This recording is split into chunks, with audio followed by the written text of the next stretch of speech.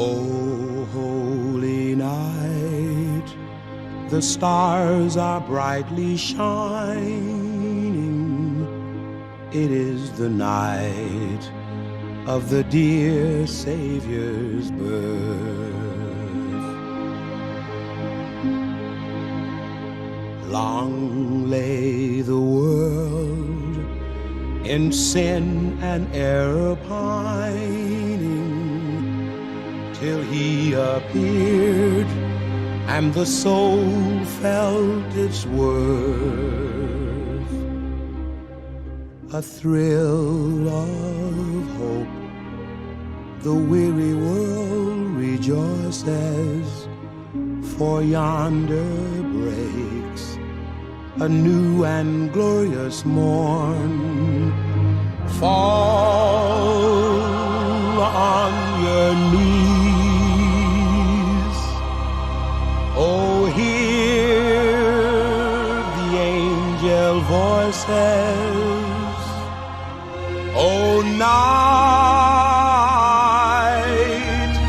divine, oh, night when Christ was born. Oh, night divine, oh, night divine. Goeiemôre, 25 Desember 2022. Dis weer Kersfees. Ek glo dat jy en jou geliefdes hierdie dag ongestoord wil deurbring, maar vergun my 'n geleentheid om vir jou en jou mense baie geseënde Kersfees toe te wens. Veral vir julle wat ver is en vakansie hou, is hierdie boodskap is vir julle. 'n Geseënde Kersfees. 'n Kersfees vol magic. Monique en ek het al 'n hele paar gaste oor Kerstyd hier by ons op die vlakte ontvang en dit het ons almal baie goed gedoen. Kan ek sê, niks vervang familie en ware vriendskap nie. Die kinders, hoewel hulle almal nou groot is, speel met die honde op die grasperk terwyl ek skaapchoppies braai. Magic. En ons gesels oor die jaar wat verby is. En ons geniet net mekaar se teenwoordigheid, selfs die stiltes. En o ja, ons het saam die sokker wêreldbeker eindstryd gekyk tussen Argentinië en Frankryk. Het jy dit gekyk, Marcus? Oh, dit was magic! Terwyl ons sokker gekyk het, het Monique ingekom met 'n groot bak vrugteslaai en voor ons neergesit op daardie stadium net toe Kylian Mbappé sy tweede doel aanteken. So waaroor gaan Kersfees nou eintlik, vra sy op daai stadium? Uit volle bors maak ons haar toe stil. Ons kyk sokker. Ons gaan nie nou praat oor waaroor Kersfees gaan nie. Kersfees gaan oor magic, sê sy en loop uit. En toe ek later gaan sit en dink oor 'n Kersboodskap vir hierdie jaar, besef ek dat Monique is eintlik 100% reg. Kersfees moet altyd 'n bietjie magic in hê. Jy sien daardie oomblik toe Kylian Mbappé 2 doele in 90 sekondes aanteken, het 'n saai en vervelige eindstryd verander in magic. Interessant genoeg is dat die woord magic afkomstig is uit 'n naamwoord wat ons in Matteus se geboorteverhaal vind. Dis waar die woord vandaan kom. Die woord is magus, enkelvoud, magoi, meervoud. So kom ek lees dit, Matteus 2 vers 1. En Jesus is in Bethlehem in Juda gebore en kyk, daar het sterrekijkers of sterrekenners uit die ooste in Jerusalem aangekom. Die woord in Grieks wat ons vertaal met sterrekenners of wyse manne is magoi. Wie was die Magoi? Hulle was 'n priesterklas uit Persië. Priesters van 'n ou godsdiens genaamd Zoroastrisme. Interessant genoeg, daai godsdiens bestaan nou nog in vandag se Iran. En hulle was bekend vir hulle uitsonderlike vermoë om die stand van die sterre te lees en daaruit afleidings te maak.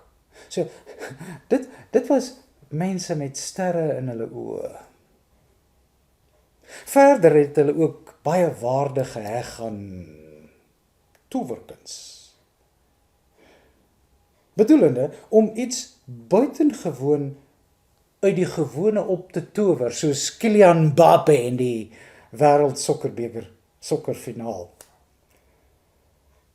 Later in die tyd van die vroeë kerk is die woord Magoi dikwels ingespan om op 'n neerhalende wyse na towenaars te verwys.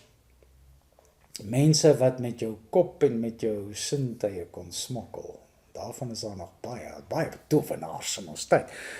En ons verneem byvoorbeeld in Handelinge van 'n ene Simon Magus of Simon die Golaar wat vir hom 'n posisie in die kerk begoogel het. Omkopery. En in die apokriewe werk, die Handelinge van Petrus, wat julle nou natuurlik nie ken nie, in daardie apokriewe werk verneem ons ook van 'n Simon Magus wat kon vlieg. Né? In Afrikaans het die woord magie ook 'n ietwat negatiewe betekenis. Dit sinspeel op 'n duiwelse toorkuns of 'n sinistêre mag waaroor iemand beskik tot nadeel van ander. Met ander woorde, om mense op 'n manier te manipuleer. Maar die oorspronklike betekenis, soos wat ons dit in die inskripsies in die destydse Persië vind en selfs ook in Matteus, die geboorteverhaal van Jesus, is nie negatief nie. Dit is mense wat geglo het in die mag van verbeelding. Verbeelding nie as 'n naïewe fantasie of 'n fantasiewêreld waarin jy ontvlug nie, maar verbeelding as die vermoë om iets buitengewoon uit die gewone te skep, om die ondenkbare te antisipeer en dit moontlik te maak. En dit laat my dink aan 'n boek wat ek ruk gelede gelees het en wat ek ook al met van julle bespreek het. Die boek van die neurowetenskaplike Lisa Feldman Barrett, How Emotions Are Made, The Secret Life of the Brain. En Barrett het in haar navorsing vasgestel dat ek, die outeur is van my emosies. En my emosies wat ook my denkwêreld dryf. Emosies wat 'n invloed uitoefen op my gedrag en op my toekoms. Afhangende, positief of negatief. Vrees, opwinding, woede, hartseer, angs, frustrasie, blydskap, moedeloosheid, hoop, om uit te sien na al hierdie sensasies, het Feldman Barrett vasgestel, skep ons self. Dit is in Matteus taal jou ster wat jy volg. Dis hier binne. Jou kompas. Nou ja, as ons om ons rond kyk, dan kan ons baie maklik vir ons 'n donker prentjie optower, vol onsekerheid en vrees en angs, hooploosheid. Of ons kan bly glo dat die onmoontlike moontlik is. Dat God, die onpylbare, die onsienlike, die almagtige, kan mens word en onder ons kom woon. Dis immers tog ondenkbaar, is dit nie? Dat die kind in die krib in 'n voertrog kan koning word. Dat die bordjies verhang kan word of sal word. Dat die magtiges van hulle trone afgeruk sal word en die geringes opgehef sal word. Ons kan dit ook glo. En dit is om te glo 'n magic. Dat Kersfees magic is. 'n vonk, met ander woorde, tussen God en mens, en mens en mens, wat dinge positief kan verander. En dat hierdie insident, dat dit nie net vasgevang bly in dokumente wat dit opgeteken het oor wat lank terug iewers eenmalig in 'n stal in Bethlehem afgespeel het nie, maar dat dit oor en oor ook in my en jou huis afspeel. Dat daar 'n ster bokant jou huis hang. En kyk, dat hierdie Kersfees is daar ook dalk magie wat jou gaan besoek, tuis. Soos die Magi in die Matteus Evangelie. En wie is hulle?